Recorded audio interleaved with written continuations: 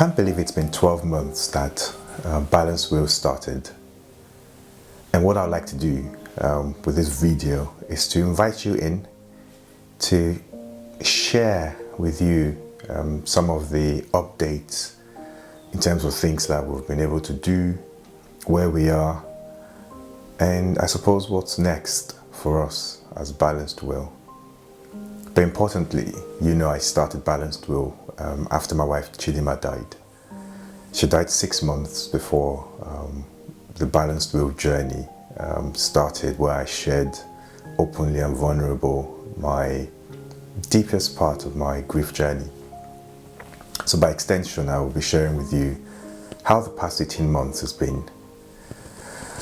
And to kick off, I imagine that some of the questions you have isn't necessarily about Balanced Wheel, it's about how I am doing and how Anissa and Josiah are doing and how the journey has been. So I will be certainly sharing that with you as well. So yeah, I might as well kick off with how I am doing. So how am I doing? I imagined that's a question you've asked me. I'm okay for the most part. There are good days, as you know, and there are bad days. But I can tell you that the bad days are no longer as frequent as they were in the initial starting of this journey. They're not always as intense, but they have moments where it varies. And importantly, I think what I've learned is how to ride this wave of grief. I'm learning, and I've learned how to, I suppose, hold it for a while and express it when it's safe to do. So I'm learning, and I'm able to do that now. Imagine you're asking me, Tolu, are you eating? I mean, look at my cheeks. I am eating as best as I can, and I'm sleeping as best as I can. Sleep is still something that, is an interesting one. I mean, there are times when 6 p.m. I am exhausted, just want to sleep.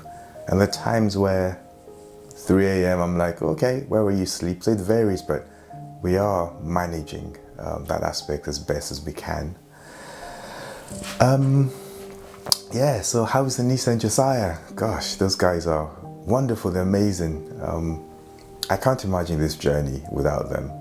They've been a bundle of joy to have. So what are they like? They enjoy walking with me now. Josiah with his tiny legs will do 30 minutes non-stop, especially when we're going on those uneven terrains. Anissa, she's just going 45 minutes or a bit more before we take a break. So they are loving the outdoor space. I mean, I'm glad that we all do, because it just means we have something that we all enjoy together. And weather permitting, we will. We do go on our walks and stuff. Josiah is, it's interesting watching both of them as they develop into their character, begin to show their personalities. I mean, Josiah is different from Anissa. Anissa is an extrovert, that girl. I mean, she can say hello to flies. Imagine we're going out or maybe to school. Everyone she meets, she's like, hello, hi, how are you? I'm like, okay, cool, happy for you.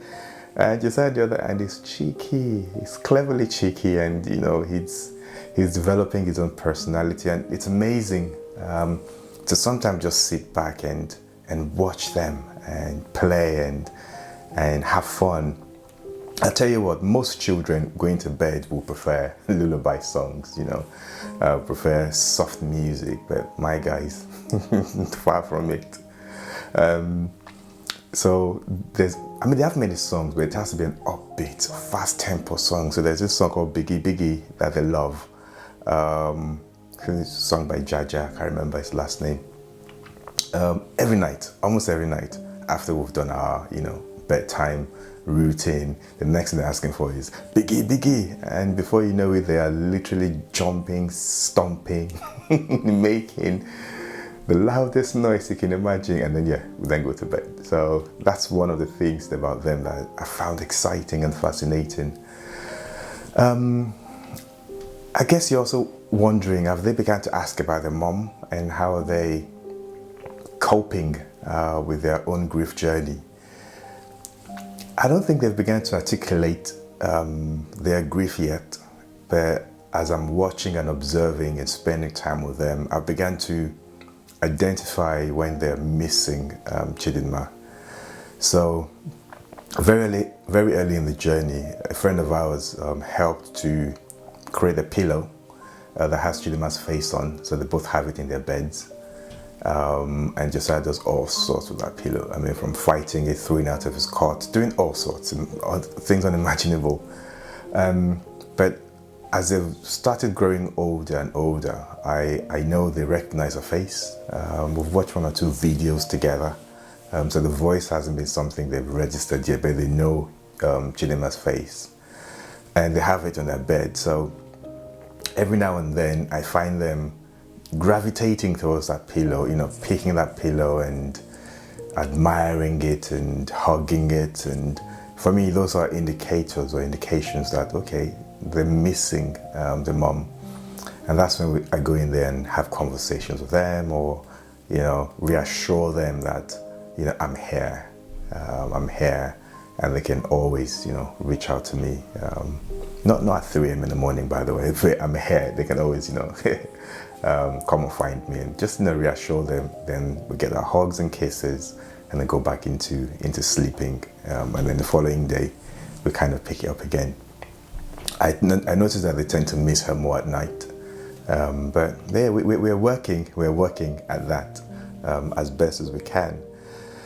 12 months ago, when I shared the video, my passion for starting Balance Wheel primarily was to leave a legacy in Chidinma's name. I just believe that she can't just come and go like that. Something has to be done to remember such a gift she was to me and to Anissa and Josiah. And I started Balanced Wheel also as a way to, I guess, journal my journey, so that when Anissa and Josiah are of that age where they're asking deeper questions, we can together go back to those things I've written. They can read it. I can answer questions as best as I can. I'm supposed to be available for them when they start that journey. And there's something with time. Time fades away pain. And I didn't want to sugarcoat or dumb down any of my emotions when they begin their journey, and to be there for them. So I started on that premise. Another reason why I started it was, bless people's hearts. They try to provide comfort, try to encourage, but I suppose, some encouragements were not working for me, and there were some hints of culture or faith that I just didn't fully agree with, and I wanted to change the narrative. And I thought, well, whilst I'm writing this for Anissa and Josiah, it's going to take a while for them to get to read and understand it. There are other people out there who it also will be starting their journey, and I suppose what I'm sharing can help validate, I guess, whatever they feel, and to help educate those around to be able to know how to support. And so I then started that, and your responses have been humbling, have been encouraging, because the earlier writings were primarily about the loss of my wife. But as more of you began to journey with me and sharing your story with me, it encouraged me to know that I wasn't alone. It also encouraged me to know that what I was writing for our children, you're equally finding it helpful. And the other reason is I became terrible with my phone. If phone calls are coming in once it's past 3 or 4, I'm just overwhelmed. And I know that, again, Chidinma sadly died in the peak of COVID, and people wanted to check in on us, and then I'm unavailable, and I just thought, what else can I do just to, keep families and friends, to be journeying with me, even though we're not seeing each other as frequent. I also then did it every week, so that once a week, families and friends heard from me, and they knew that Tolu is okay, this is where his journey is at. So those were the reasons why I started Balanced Wheel.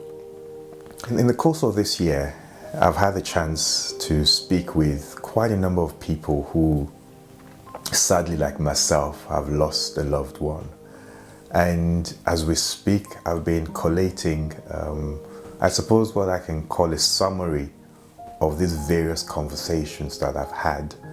And I think, and I've been able to collate them, and I like to think that these are the universal needs of anyone that's lost a loved one.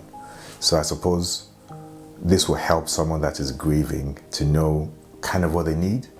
This will also help people that are supporting to know how to support someone that is grieving or mourning the loss of their loved one. And so these are 6 universal needs of someone bereaved, and they are in this order, in no particular order, but I just wrote it down that way. The first is that someone bereaved needs to feel safe. That would mean creating safe space, safe environment for them, and that's there's always that concept of the fear of things are going to happen or not happen.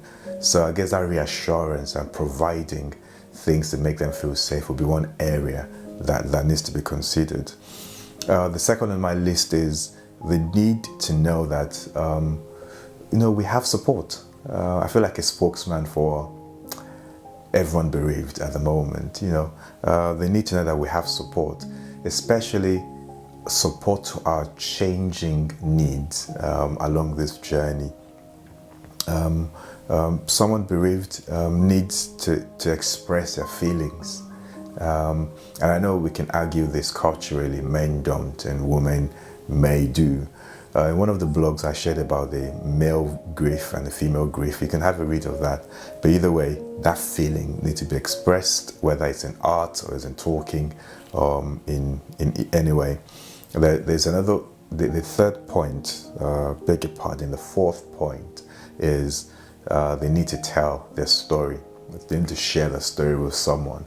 And this is why Balance is offering to, I guess, receive your story and be able to share widely with people so that we can create this community that supports one another through this difficult time of our lives. Someone bereaved needs to feel validated. And I know this can be difficult, especially when, for those of you that are supporting us, are hearing things that you're finding hard to accept. For example, in the very early days when Chidinma died, I just remember one of the things I kept saying is, well, I don't know if I'm going to live long. And if I don't live long, so be it. And I remember quite a number of people around me will immediately offer a prayer, you will live long in Jesus' name, and say God forbid and all of that. And I know they mean well, but my narrative, my story is, that hasn't been true for the person I love so much. So I guess in those moments when you feel the need to, I guess, offer a different angle, it may just be best to maybe keep in and acknowledge what the person have said and maybe re-summarize about it. And you feel like you may not live long. Just try and hear what the fear is behind that. And the final bit is that I know that decision making is crucial when someone has just lost a loved one. But then people that are bereaved always need to be included in decision makings for the most part. Try not to make the decision for them and tell them I've made that decision for you. At least offer them the chance to be able to be part of that decision making, be included in that decision making. So those would be the 6 key universal needs that I see that everyone bereaved needs so far. There may be more, I don't know, but that's all I've found so far. From my heart to you, I really want to thank you for the various roles that you've played in this journey, not just to Balanced Will, but to me personally, in the prayers that you've offered, both publicly and privately, in the text, in the messages you've sent to me, whether it's online or privately, in the keep going acknowledgements that you've done. I'm grateful to you. This journey, I don't know where it's going to end, but I do know that it's taking different shapes, and I'm having to learn how to readjust to each, I guess, curveball that it throws at me. So thank you so much. And